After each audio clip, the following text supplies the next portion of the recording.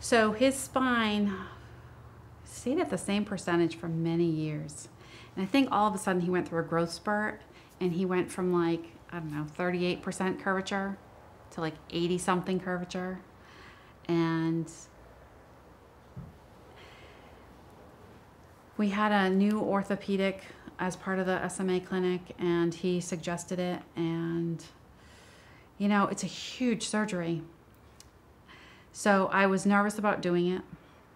We talked about the pros and cons of doing it. And ultimately we just felt like this is what's going to be best for Alex. It's delicate surgery, it's time consuming, but he was able to get Alex's spine from that 50% curve when we, were admitted the night before to a 0% curve. It took a while for that. The incision is like from maybe the bottom of his neck, like all the way down to his tailbone. And so there were times where that was still like oozing and we're like, should this be okay? Is it infected? We went up a few times to have them look at it. Sent them pictures of things like, is this right? But yeah, he's doing phenomenal. So, I mean, it took some time for that to completely heal. I mean, it's a huge surgery. I felt afterwards that respiratorily, he seemed so much better. Like, again, like it was like things had opened up. You have the storm has passed, we went through it, and wow, this was really a good thing.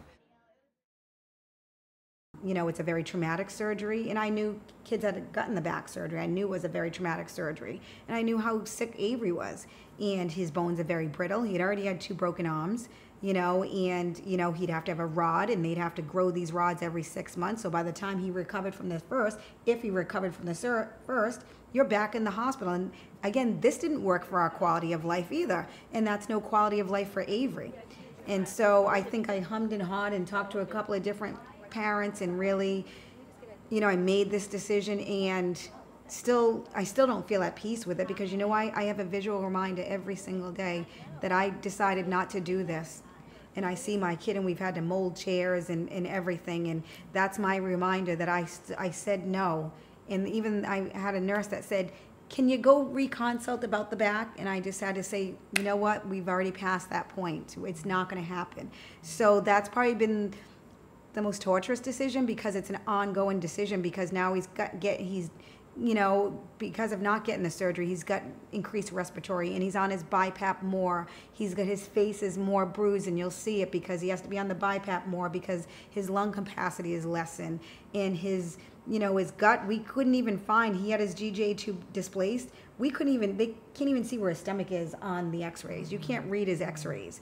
So that's my reminder every day that I did this, but I got to be okay with it, because I have no other choice, because I made this decision. There's no going back.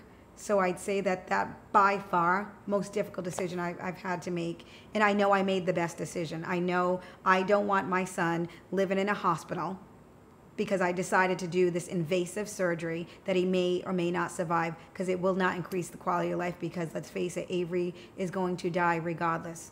And I can choose the way he dies. And I think that's the biggest thing that palliative care taught me, that I can have control over how he dies, and him being at home. And how he lives. And how he lives, yes.